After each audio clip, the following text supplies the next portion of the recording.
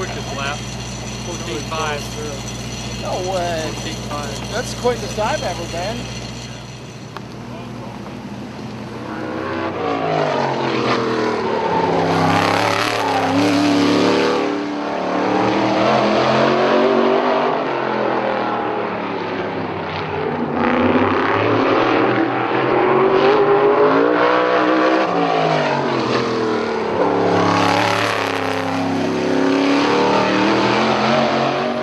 Some grunt, man. Yeah, this sits in at poles and poles. It Shocks don't you a quit, little bit, doesn't it? You know, it's not like that. I was surprised. I expected it to be a lot milder than that. Yeah. You could tell you were shocked a little.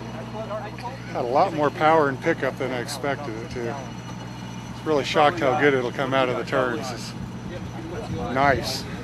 Let's put some fuel in it. It accelerates pretty good too. I really expected a much milder package than what's in there.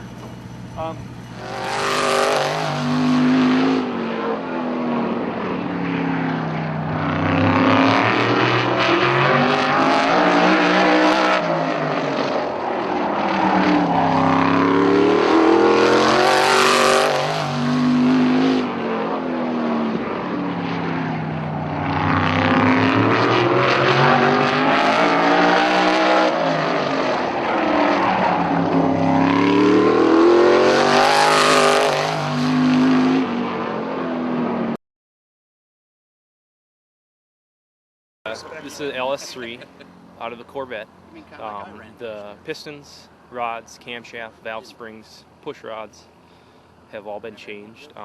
We use a truck manifold rather than a Corvette manifold for cost reasons.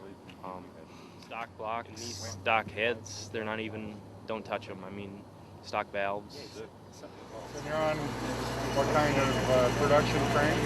Yeah, this is the actual production GM crankcase. And rods? Aftermarket rod and piston. Aftermarket rod and piston.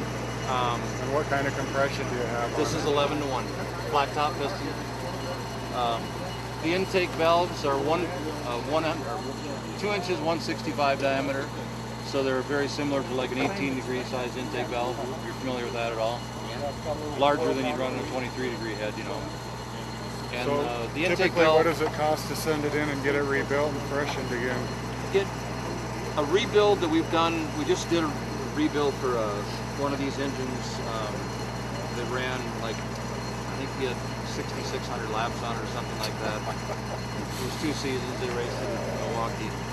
It was about $5 grand for the rebuild, but we did quite a few upgrades to it too. We put the rod and piston in it, for one thing, which was stock originally, so that added some cost, you know.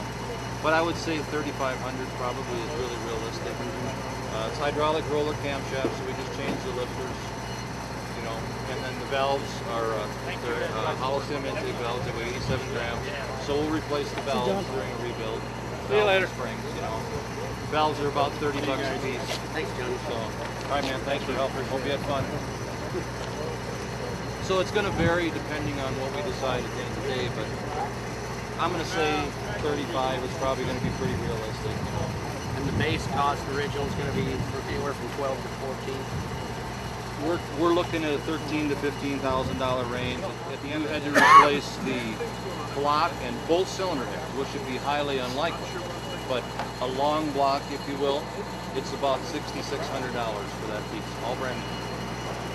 So at the end of the day, I seriously doubt you change all that, but hey, you know. The cylinder heads, brand new, are about $1,200 complete. No valve, no rocker arms on them. So you can't buy castings for that. You know. They weigh 24 pounds a piece, cylinder heads.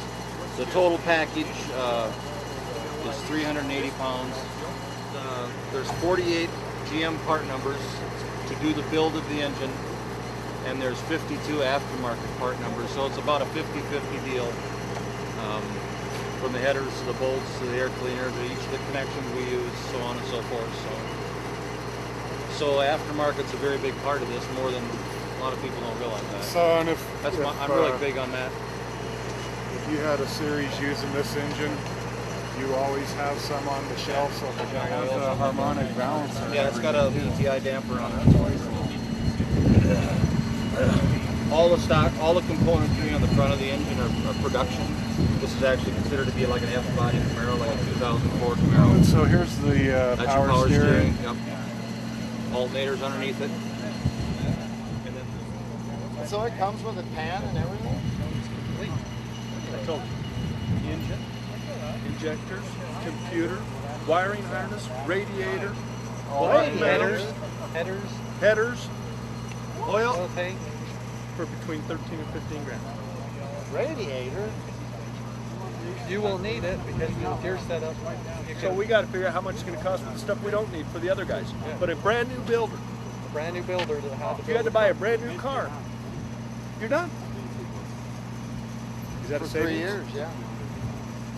Until we start taking them apart and tweaking them. You're not can't. taking them apart. You can't. You ain't gonna- We have control of the computers. Just draw pills or whatever, and they'll be all numbered, and you draw a pill, that's the one you get. It's not hard. ASA did it so successfully, didn't they, Paul?